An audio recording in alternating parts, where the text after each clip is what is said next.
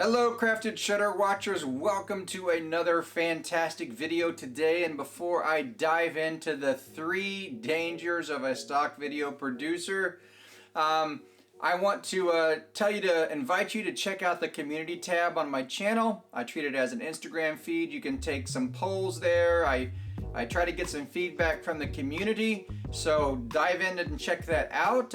Be sure and check out the rest of my videos on my channel. I cover a variety of topics and I am happy to do so. Hopefully I am helping many of you. Just yesterday I posted a full reading of the Black Box User Guide. I think I should turn that into a podcast, but you can anyway play it on YouTube and listen to it, save you some time. Now, what are the 3 dangers of a stock video producer? I would say the first one on the list is injury. Let me explain. Injury or loss. I don't know about you, but when I am shooting video, I am in the groove. In fact, I've had family members with me on vacation that says, when John's filming, it's like nothing else around him is happening, because I am so focused on what I'm doing and getting the shot that I want to get. So there have been times I have been walking along and tripped and fell, dropped my camera while filming. Luckily I haven't lost a camera that way. I remember one time I was flying my drone over a waterfall, and this is early in the days when drones came out, and I was at a place where I could legally fly it, and I was flying up the waterfall, and I knew I was coming in hot. I'm just like, I'm coming in a little fast, I'm not climbing, and then before you know it, the drone hits a rock, tumbles down, goes into the bottom of the waterfall.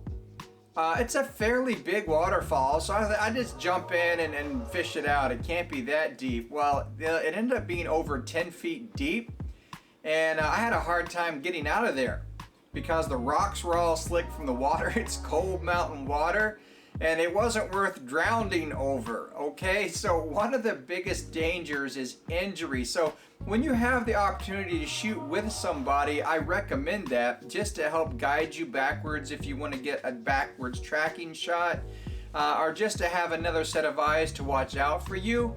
Over the years, I've learned to, look behind me more, make sure and check out my path before I shoot. I have not lost a camera. I've lost a drone, but I've not lost a camera. I have dropped some cameras, but there's some real chance of physical injury if you're not careful. You also need to be careful of your models and make sure that whatever you're doing with them is safe, and because you certainly don't want an injury happening while you're working with a model. That has never happened to me, thankfully.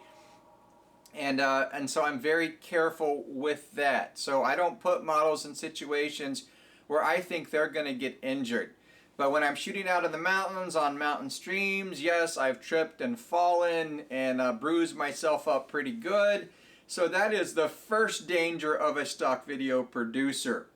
The second one is model releases, and let me explain. It was just, I saw this thread revived on the Microstock group forum, and it was where a person, and this is like 10 years back, where they didn't necessarily require property releases.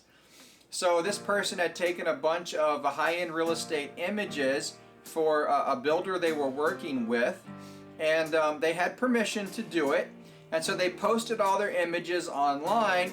Well, a builder from somewhere else used those images, made an advertisement in a magazine, an architectural magazine, which made it look like he was the one that built that home.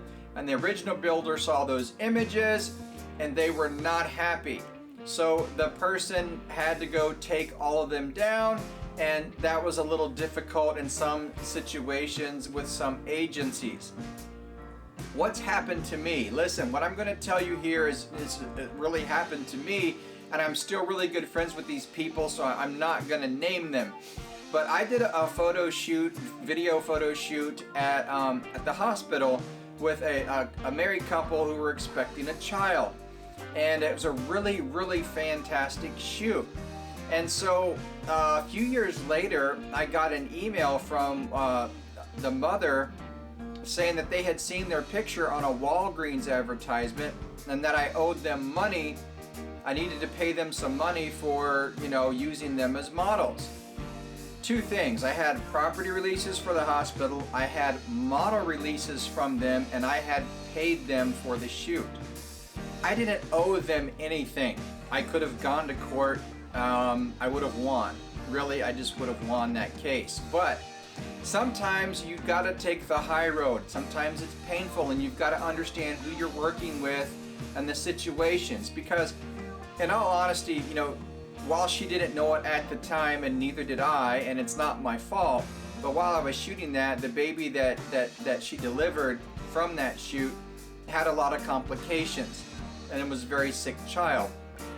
So it just, when she saw it, it just caught her at a bad moment, and I offered, and I just removed the content off of the stock sites. And I also took a photograph, an image of my earnings from that sale of that image, and sent it to her. And I explained to her, you know what, I'm not making thousands of dollars. That's the old days. This is not rights managed content. If you want the $10, you're more than welcome to it. So sometimes you're going to have to take the high road. Sometimes you're going to have somebody challenge you. And that's why it is really, really important as a stock video producer to get properly signed releases. I can't stress that enough. You need the witness that is not you, that is a third party that can witness the signature. On property releases now, they require an image of the property that you're filming. That's fantastic. All of this is not necessarily just for the agency, it's to protect yourself. So think about that model release as your ticket to do the shoot. And don't do a shoot until you have everything signed on that release. That's a danger if you don't do it that way. If you're fudging releases, if you're forging signatures, you're just asking for trouble for yourself. And not only is it going to cause trouble for yourself, but if that's ever revealed, you're going to get kicked off of all the stock sites and all the work you've put in. Don't fudge releases. That's a danger. The danger is not getting property releases. It's a danger to yourself. So keep that in mind when you are shooting stock video. So we've got physical injury.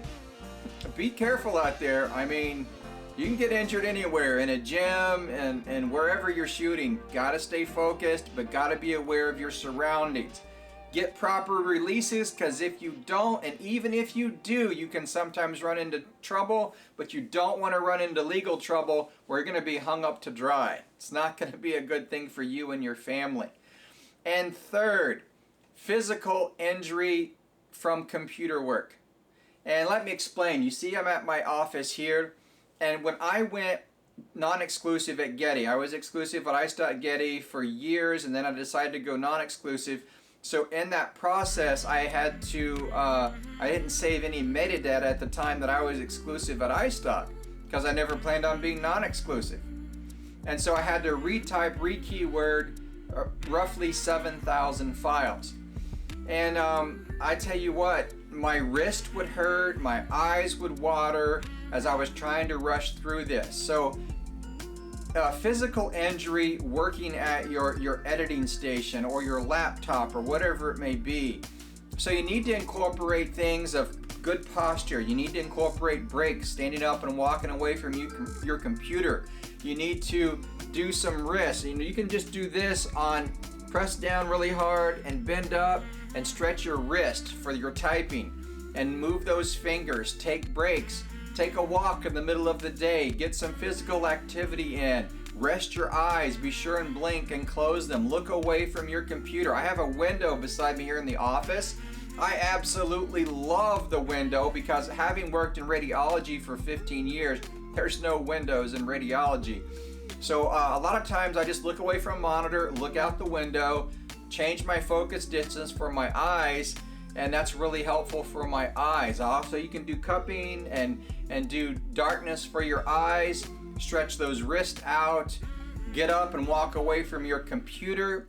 all of this is going to help you stay active and enjoy shooting stock, because if you start getting, you know, physical injuries with your eyes, with your wrist, with your back hurting.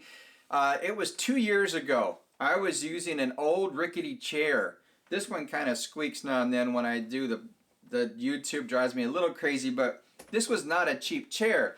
And I got it because of the back support, and my whole left leg of where the chair was sitting was causing it to cut off circulation, and I got a foot problem from that. So I was able to overcome that, but it took me several months. So be careful with what you have and what you're working with, so you don't burn out over time or cause yourself physical injury. That's real, friends. That's a real thing to pay attention to. You know, when you're 18, 16, 22, 30, you're not even thinking about that. It doesn't even cross your mind.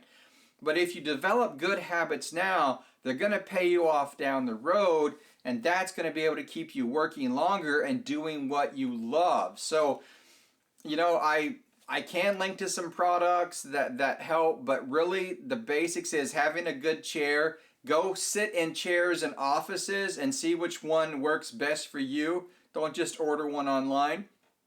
Stretching your wrist, drinking your water, resting your eyes, incorporating movement into your life, you'll be good to go. I hope you found this helpful and useful. If you haven't subscribed, click on that subscribe button, ring that bell, get involved in the community. Check out the links below in my description. And I am so glad that you're along on this channel. I just look forward to growing and expanding, especially in through 2020. Have some great stuff planned. And until then, till the next video that is, we'll see you then.